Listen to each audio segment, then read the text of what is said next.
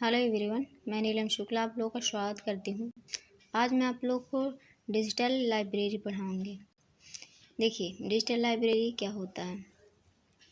Digital library को हम राष्ट्रीय डिजिटल लाइब्रेरी कहते हैं या इसको शॉर्ट फॉर्म में NDL कहते हैं। डिजिटल लाइब्रेरी को केंद्रीय मानव संसाधन मंत्री प्रकाश जावड़ेकर ने 19 जून 2018 को लॉन्च किया था। जो डिजिटल लाइब्रेरी है उसको IIT खड़गपुर ने डेवलप किया है। देखिए, डिजिटल लाइब्रेरी की हमको आवश्यकता क्यों हुई, क्योंकि डिजिटल लाइब्रेरी एक पुस्तकालय है जिसमें डाटा डिजिटल फॉर्म में स्टोर होता है। देखिए, तो डिजिटल लाइब्रेरी ये क्या होता है, एक पुस्तकालय। पुस्तकालय सभी लोग जानते होंगे। पुस्तकालय का मतलब होता है पुस्तकों का भंडार। उसे हम क्या कहते हैं, पुस्तकालय कहते हैं। तो जो ये डिजिटल लाइब्रेरी होती है उसमें जो पुस्तकों का भंडार होता है, वो जो पुस्तक होती हैं वो एक डाटा के फॉर्म में, डिजिटल फॉर्म में स्टोर रहती हैं, जिसको कंप्यूटर के द्वारा एक्सेस किया जा सकता है। हम मोबाइल के द्वारा भी एक्सेस कर सकते हैं। उन डाटा को हम रीड कर सकते हैं या उसकी हम सॉफ्ट कॉपी PDF के द्वारा प्राप्त कर सकते हैं। देखिए, डिजिटल लाइब्रेरी के फ़ायदे क्या हैं, यानी advantage of digital library. Digital library के बहुत सारे बेनिफिट्स होते हैं। जैसे अगर हमको दुनिया भर के किसी भी बुक की अगर आवश्यकता है, क्योंकि वो बुक हमको तुरंत अवेलेबल तो होती नहीं है। अगर मान लीजिए हम कोई भी अगर नोवेल बुक पढ़ते हैं किसी के, उसमें किसी वैज्ञानिक के बारे में मान लीजिए हम जानना चाहते हैं, तो वो बुक तो हमको तुरंत अवेलेबल नहीं होगी। तो उस बुक को हम इंटरनेट के माध्यम से डिजिटल लाइब्रेरी से प्राप्त कर सकते हैं और उसमें हम रीड भी कर सकते हैं और PDF के माध्यम से उसको हम स्टोर भी कर सकते हैं। देखिए, डिजिटल लाइब्रेरी को हम कभी भी किसी भी दिन, मतलब किसी भी टाइम 24 घंटे या 365 दिन एक्सेस कर सकते हैं। एक ही रिसोर्स का उपयोग एक ही समय में कई यूजर द्वारा किया जा सकता है। मतलब एक ही रिसोर्स को कई यूजर एक साथ काम उसमें कर सकते हैं। कई यूजर एक साथ यूज उसका कर सकते हैं। अब डिजिटल लाइब्रेरी के डिसएडवांटेज। डिजिटल लाइब्रेरी के डिसएडवांटेज भी हैं, जैसे कॉपीराइट हो गया और पहुंच की गति। अब देखिए, कॉपीराइट क्या होता है। डिजिटलीकरण कॉपीराइट कानून का उल्लंघन करता है, क्योंकि एक लेखक की विचार सामग्री उसकी स्वीकृति के बिना दूसरे द्वारा स्वतंत्र रूप से हस्तांतरित की जा सकती है। इसका मतलब ये होता है कि किसी भी जो मान लीजिए कोई भी अगर लेखक होता है, वो अपनी जैसे मान लीजिए कविता हो गई या फिर कोई कहानी हो गई, कुछ भी, तो लेखक के उसमें अलग ही भाव रहता है। उस भाव को डिजिटल के माध्यम से कोई भी कॉपीराइट कर सकता है। तो जो डिजिटलीकरण होता है तो उसमें कॉपीराइट का उल्लंघन भी होता है। उसको कोई भी दूसरा व्यक्ति अपना सकता है। और दूसरा क्या है, पहुंच की गति। जैसे जैसे एक से अधिक कंप्यूटर इंटरनेट से जुड़े होती है, इसकी पहुंच की गति कम होती जा रही है। यदि नई टेक्निक समस्या को हल करने के लिए विकसित नहीं होगी तो निकट भविष्य में इंटरनेट त्रुटि संदेशों से भरा होगा। देखिए, क्या होता है, पहले भी अगर कोई बुक हमको अगर प्रोवाइड होती तो उसमें काफ़ी चीज़ें एनालिसिस की जाती थी। एनालिसिस करने के बाद ही वो हम बुक लॉन्च होती थी। लेकिन हम अगर इंटरनेट के माध्यम से कोई बुक लॉन्च करते हैं, उसमें एनालिसिस नहीं करते हैं, तो उसमें क्या रहता है, बहुत सारी एरर्स की संभावना रहती है। कोई भी दूसरा व्यक्ति कोशिश न करके डायरेक्ट किसी दूसरे के कंटेंट को कॉपी कर सकता है। कॉपी करने के अलावा कोई भी नई टेक्निक के बारे में वो सोच नहीं सकता है। और इसीलिए कहा जाता है कि भविष्य में इंटरनेट त्रुटि संदेशों से भरा होता है। मतलब जो भी हमको जानकारी इंटरनेट के माध्यम से मिलेगी भविष्य में, हो सकता है कि उसमें बहुत सारी जानकारी जो है, जो भी मैसेज है, वो गलत भी हो सकते हैं। क्योंकि अगर कोई भी बुक लिखी जाती है तो उसके लिए उसमें बहुत सारी चीज़ों का मायने रहता है। जैसे उसने जो उसका मतलब किसी भी लेखक का अलग ही थॉट रहता है कि उसने उसकी प्रस्तुति किस प्रकार की है, उसमें किस भाषा का यूज किया है। तो उसकी सबसे पहले हम गूगल प्ले स्टोर में जाते हैं। गूगल प्ले स्टोर में हम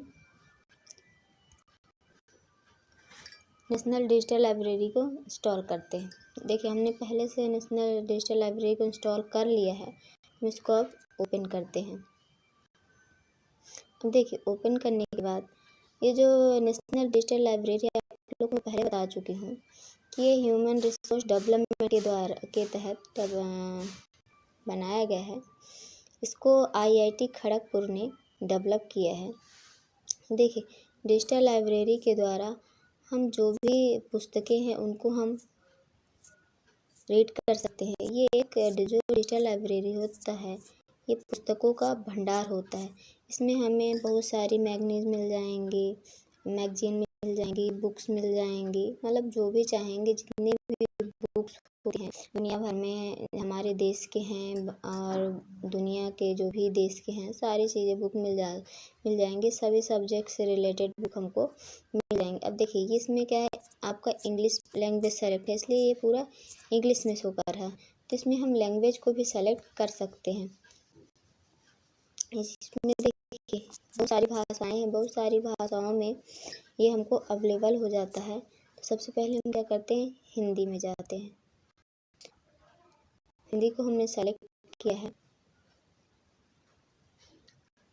अब हिंदी में सेलेक्ट करने के बाद हमको क्या करना है, इसमें अपना रजिस्ट्रेशन, जैसे मान लीजिए किसी बुक को अगर हमको, जैसे मान लीजिए कंप्यूटर और तथ्य विज्ञान, इसको हमको ओपन करना है और इसको रीड करना है। तो इसके लिए हमको क्या करना पड़ेगा, पहले हमको इसमें नेशनल डिजिटल लाइब्रेरी में रजिस्ट्रेशन करना पड़ेगा।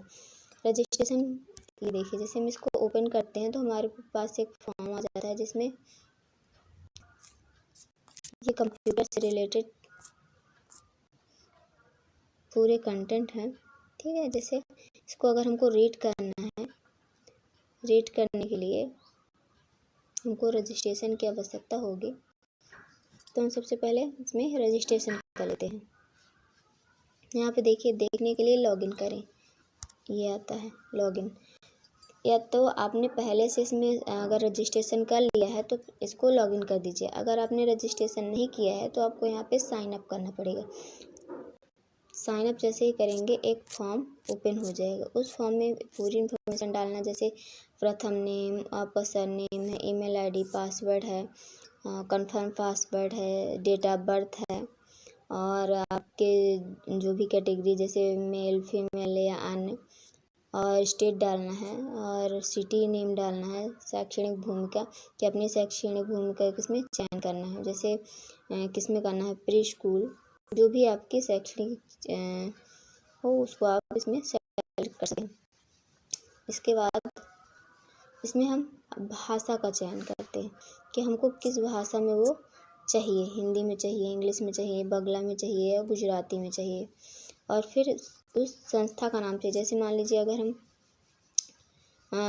किस संस्था का पढ़ने चाहते हैं, किस संस्था के द्वारा है, और फिर इसको हम क्या करते हैं, अलाउ कर देते हैं और यहाँ से साइन अप कर लेते हैं। देखिए साइन अप करने के लिए हमने कोई भी इन्फॉर्मेशन नहीं डाली है इसलिए साइन अप नहीं हुआ है। हमने पहले से इसको क्या कर लिया है, साइन इन कर लिया है, रजिस्ट्रेशन इसमें कर लिया, इसलिए ये ओपन नहीं हो रहा है। तो इस प्रकार से हम डिजिटल लाइब्रेरी का यूज कर सकते हैं। देखिए डिजिटल लाइब्रेरी का मेन यूज इसलिए होता है क्योंकि भारत को पूरी तरह से डिजिटली बनाना है और डिजिटली के माध्यम से सबसे ज़्यादा क्या है, मतलब पेपरलेस करना है। पेपरलेस जो भी चीज़ें हमको चाहिए तो हमको डिजिटली फॉर्म में अवेलेबल हो जाती हैं। NDL को हम कई नामों से जानते हैं, जैसे एक वर्चुअल लाइब्रेरी बोलते हैं, हाइब्रिड लाइब्रेरी बोलते हैं। वर्चुअल का मतलब क्या होता है, एक भौतिक आभासी होता है। इस प्रकार से हम डिजिटल लाइब्रेरी का यूज कर सकते हैं, किसी भी कंटेंट को हम यूज कर सकते हैं। जैसे इसमें अगर मान लीजिए किसी अगर बुक को ओपन हम करते हैं, उसमें उसके लेखक का नाम है, उसकी भाषा है, वो कहाँ से लिया गया है, तो ISI कोलकाता से, उसकी जो सामग्री है, टेक्स्ट है, टेक्स्ट मतलब अगर हमको टेक्स्ट चाहिए तो टेक्स्ट भी हम ले सकते हैं, ऑडियो अगर हमको चाहिए तो हम ऑडियो भी ले सकते हैं। और शिक्षा का स्तर मतलब किस लेवल की ये बुक है, तो स्नातक या स्नातकोत्तर, ठीक है। और एक्सेस की सीमा मतलब ओपन, इसको हमको कर सकते हैं। इसमें और सारे ऑप्शन हैं, जैसे प्रकार के अनुसार, स्रोत के अनुसार। इसमें जैसे आईआईटी के संयुक्त प्रवेश बोर्ड, अभियांत्रिकी में स्नातक परीक्षण, मतलब जितने भी हमको अगर कोई भी रिसोर्स चाहिए तो उस रिसोर्स से रिलेटेड इसमें पूरा जो मैटर रहता है उस मैटर को हम आसानी से प्राप्त कर सकते हैं।